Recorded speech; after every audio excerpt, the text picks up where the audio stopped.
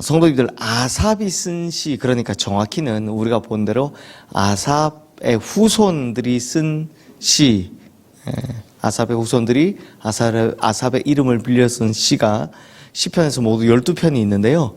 그 중에서 시편 83편이 그 마지막 아삽의 시입니다.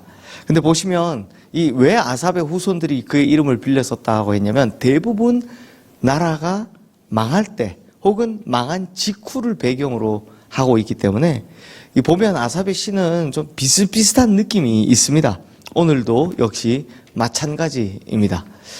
성도님들, 우리가 인생 살아가다 보면 좋은 인연, 좋은 관계를 많이 만들지요. 하지만 정말 얽히지 말았었으면 하는 악연도 만들기 마련입니다. 문제는 마치 로미오와 줄리엣 같이 악연의 굴레가 내 평생 후회하는 걸 넘어서 다음 세대들에게까지 악영향을 주는 경우들이 있다는 겁니다.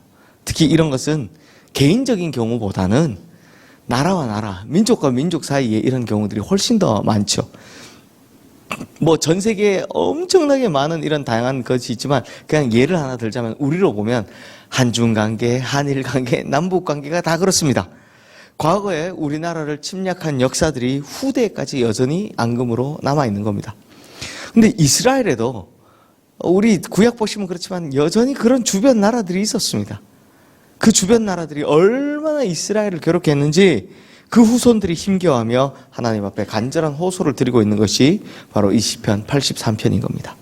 그런데요, 재밌는 건 이 후손들의 호소를 쭉 보니까 주변의 적들 명단이 쫙 나오는데요. 그걸 살펴보니까 전부 다 이스라엘 조상들과 얽혀있는 관계들입니다. 그들이 먼저는 그들의 환경과 상황이 어떠했는지 우리 3절 4절 말씀이 전하고 있는데 우리 함께 읽어보겠습니다. 그들이 주의 백성을 치려하여 관계를 꾀하며 주께서 숨기신 자를 치려고 서로 의논하여 말하기를 가서 그들을 멸하여 다시 나라가 되지 못하게 하여 이스라엘의 이름으로 다시는 기억되지 못하게 하자 하나이다. 자, 주님의 백성들을 치려해서 관계를 꾀하고 함께 의논하는 무리들이 있다라고 합니다. 그럼 도대체 이 무리는 누구들일까요? 바로 이스라엘 주변 나라들입니다. 주변 민족들이죠. 주변의 민족과 나라들이 연합해서 이제 이스라엘을 없애려는 시도를 하고 있습니다. 근데 사실 이때는 이스라엘이라기보다는 북이스라엘은 거의 멸망한 상태고 남유다를 이야기하는 거겠죠. 그러면 도대체 무슨 이유 때문에 이렇게 이스라엘 백성들을 괴롭히는 걸까요? 6절에서 8절 말씀 보면 그 괴롭히고 있는 나라들, 민족들의 면면을 소개하고 있는데요. 우리 6절에서 8절 말씀 함께 읽어보겠습니다. 곧 에돔의 장막과 이스마엘인과 모압과 하갈인이며 그발과 암몬과 아말렉이며 블레셋과 두로 사람이요 아수르도 그들과 연합하여 롯 자손의 도움이 되었나이다. 자, 성도님들, 여기서 언급하고 있는 나라와 민족들 쭉 살펴보면 전통적으로 이스라엘과 적대적인 관계를 가지고 있는 블레셋, 아말렉, 그리고 뒤에 후대에 나타난 결국 북이스라엘을 멸망시킨 아수르 정도밖에 없고요. 성경에 보면 시대별로 각각 따지면 태생적으로 이스라엘과 적대적인 관계에 있는 나라와 민족들이 있습니다. 딱 눈에 들어오는 민족인데요. 바로 태생적으로 문제가 있는 민족. 에돔, 이스마엘, 그리고 모압과 암몬입니다. 이게 롯 자손의 도움이 되었노라. 우리 뒤에 보겠지만 결국 모압과 암몬을 중심으로 한 이란 뜻입니다.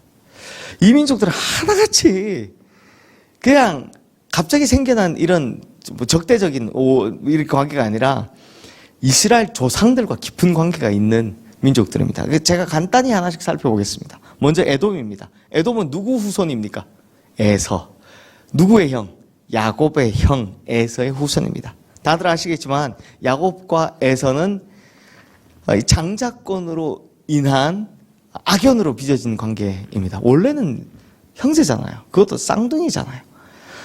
나중에 물론 이 둘 사이가 풀렸다라고 하지만 이 민족 간의 앙금은 안 사라졌습니다. 이스라엘 역사에 보면 이스라엘과 에돔은 역사 내내 사이가 좋지 않은 걸 볼 수 있습니다. 한 번 더 둘이 손잡았다 이런 경우 잘 보기 어렵습니다. 그리고 또 이스마엘은 누구입니까? 이스마엘은 아브라함이 하나님의 약속을 믿고 기다리지 못하는 바람에 이삭 태어나기 전에 누구로부터? 네, 애굽 여인 하갈로부터 낳은 아들입니다. 하갈과 이스마엘이 아브라함에게서 쫓겨난 이후에 그들의 후손이 이제 이스라엘하고는 적대적인 관계를 맺는 겁니다. 이삭의 후손인 이스라엘과 그 다음에 하갈, 이스마엘의 후손인 이스마엘 족속들과 끊임없이 싸우는 겁니다. 그리고 모압과 암몬은 어떤 족속입니까? 아브라함의 조카인 롯의 후손들입니다. 문제는 이 정상적인 후손들이 아니죠. 롯이 소돔과 고모라 성이 망하고 난 후에 막 도망을 갈 때 이 두 딸들과 비정상적인 관계 가운데 태어난 족속이 바로 이 모압과 베남미, 암몬 족속의 선대죠. 그러니까 모압 족속의 선대인 모압, 베남미, 암몬 족속의 선대인 베남미의 후손들입니다. 그런데 이 시간이 한참 지나고 난 후에 보면 이 두 아들이 큰 민족을 이룬 후에 이스라엘 후손들의 정말 올무가 되고 가시가 되는 걸 볼 수 있습니다. 출애굽 때도 보면 진짜 하나님은 야 모압과 암몬은 그래도 니네 친척인데 그냥 지나가라 라고 하는데 모압과 암몬이 와서 내내 괴롭히는 모습을 볼 수 있죠.